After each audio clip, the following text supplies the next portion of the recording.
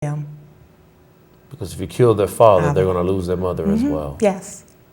So who would raise my children? But you were the one being abused. You were the one receiving the licks. Yes. You were the one being spoken to harshly. Yes. At the time, it was, you block it out. After a while, you just block out a lot of things. I think that's my name. I block out a lot of situations. I block out a lot of people. Right. Because it's normal. It becomes normal. It becomes normal. It becomes normal. So what would be a prayer that you would suggest right now for that person who wakes up sometimes in the middle of the night with the thought of, I could kill this individual in their sleep for all of the hell, hurt, and pain that they're putting me through? What prayer would be sufficient for them that was sufficient for you to pray? The prayer that would be sufficient to pray, and the prayer that I would pray, first of all, just God, help me once again, help me. And think about it. Think more of yourself. Think more of yourself than anything. And if you have children, think about the children. Don't think about what you've been through or what you're going through. Think about what can be. Because as I stressed earlier, there is hope. Think about where, if I leave, where I can be. Because you don't have to be in that situation. You don't have to, just don't give up. Don't give up. Because once you give up, you're never going to leave. Just don't give up. I didn't give up. I kept the faith. So I say to you, don't give up. Amen. Listen, we know that we've had a lot of you calling in, and we thank you. We're going to take a break, and we're going to come back. And when we come back, we're going to share with you what happens after you leave. We're going to talk about the building process and where she is now, because the woman that you see now is a world traveler. The woman you see now is a diva in her own right. I mean, there's just so much more. But after this break, we're going to take some of your calls, and we're going to pray with you and minister to you. So stick with us, and we'll be right back. Any day now is what I kept telling myself on the last mile, on the road to somewhere. But along the way, I felt the wind and the rain, and to my surprise, blew my mind. So many nights I had to hold on for my life, I survived.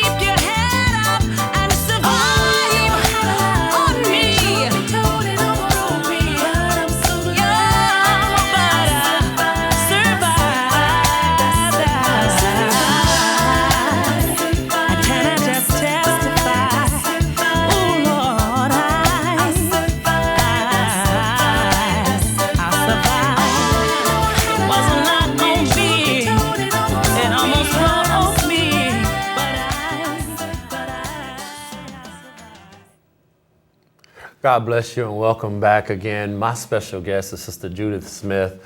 And just as Mary said, she is a survivor.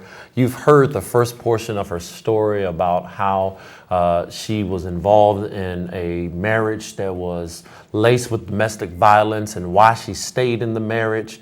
But let's talk real briefly before we start taking phone calls about what happened after she left. What transformed in your life? A lot transformed in my life. That's why I'm smiling. This has been the first time that I've really spoken about this situation. Wow. So this is a big step for me, and I thank God for the opportunity. Yes. A lot has taken place in my life, and trust me, it has not been easy. Okay. What was difficult about it? Difficult starting over, because you're really starting over. Right. You're starting over. Raising two boys alone. Mm-hmm. That was a big challenge for me. Let's take this call real quick. Okay, sure. Oh, we lost the call. Call, if you could, call back for us, and we'll take your call in about 2 minutes. Raising two boys, starting over. Starting over, making sure that. Oh, okay. They go back in. You're on the air. Yes, this is Monique. I was a 17-year-old living in Henrico, and when I had a old apartment last year, I was stabbed by an ex-boyfriend, and I was saved about like 8 times, and I was saved, and I just prayed and prayed, and I thought I was going to die in the hospital until my mom saved me, and everybody just prayed around my bed, and it took me about, I don't know, to come out the coma, because it took me a long time to come out of it, and I pray to God that He woke me up and brought me out of it, and I was like 16. Wow. Bless you, and thank you for calling and for sharing your story. And we're praying that God will continue to strengthen your life and continue to protect you for the future relationships that you get involved in, because, you know, domestic violence can change and become not just physical with the laying of hands, but it can be, as this young lady has shared with us, get to the point to where weapons are involved. And even with being saved, with praying, with having family to support you, domestic violence still can creep into your life. But with you made this transition. You have two boys that you're now raising. You're rebuilding your self-esteem, starting over. Starting over, as I stated earlier, it wasn't easy, because you constantly, in the back of your mind, you're saying, can I do this? Can I make it? Can I really make it alone? Can I make it? However, you can. You can. This is where your faith really grows stronger. Right. My faith grew very, very strong during this period. And when I say it grew stronger, because my prayer life changed. My Lord. What changed about your prayer life? Because many people think that the prayers that they pray they should be the same prayers, and that just because they're saying in Jesus' name that's sufficient. But you're saying that something changed in your prayer life. What changed? What really changed in my prayer life is I had a closer relationship with God. That's the number one. You have to have a relationship. I had a relationship, but I didn't have a relationship, if you can say. It wasn't a close one. It wasn't a close one. But because God brought me out, and He brought me out safe. Yes. My kids were fine. You felt like you owed Him something. I owed Him something. And I promised God that, God, you brought me out, and because you brought me out, I will be a vessel for you for the rest of my life. I would not be quiet about what has happened to me. That's why I'm here today. My Lord. When I say my faith changed, that's what I'm saying, meaning that my faith grew stronger. I knew God brought me out because He knew this day was coming for me to be right here. Yes. That's how come He brought me out. He had a greater work for me to do. Yes. And my brother and sister, we're thinking right now, we're believing in our spirits and in our heart. We were talking about this at the break. We believe that there's somebody watching this broadcast right now, and you are literally at the door trying to get out of an abusive relationship, and you are hesitant simply because you are scared. Trust me when we say God has not given you the spirit of fear, but of power, love, and a sound mind. And all you have to do is trust in the Lord and step out on faith. I know you've had threats. I know you're worried about how you're going to make it. I know you're worried about your children. But we are believing God right now that if you make the step and you go where God commands you, that you will be safe. Yes. And you've had this safety net, your self-esteem. How did you regain your self-esteem? Because domestic violence tears down a person's self-esteem. The self-esteem, and I'm going to get a little personal right now. The self-esteem came when I came in contact with Bishop Marcus D. Campbell Sr. You actually shaped me and molded me into the woman I am today. My God. And I thank you. You changed my life. Wow. Through your teaching, Wow. your awesome teaching, you instilled in me that you are not a battered and broken woman. My God. You are a woman of God. And you will survive. My God. So my self-esteem came when I became a member of your church. And you constantly, Wow. you and your wife, my first lady, constantly poured into me. Wow. Not knowing anything about me, Wow. but you constantly poured into me. And I thank you. And I say to you, you have to have a connection with people who are going in the same direction that you are going in. You have to have positive thoughts in your heart, Speak, woman in of your God. mind at all times. Speak, woman of There God. are some people you cannot take with you. There are some people that you may love dearly. It may be a family member, Speak, woman of but God. you can't take them with you because they're not going in the same direction you're going in.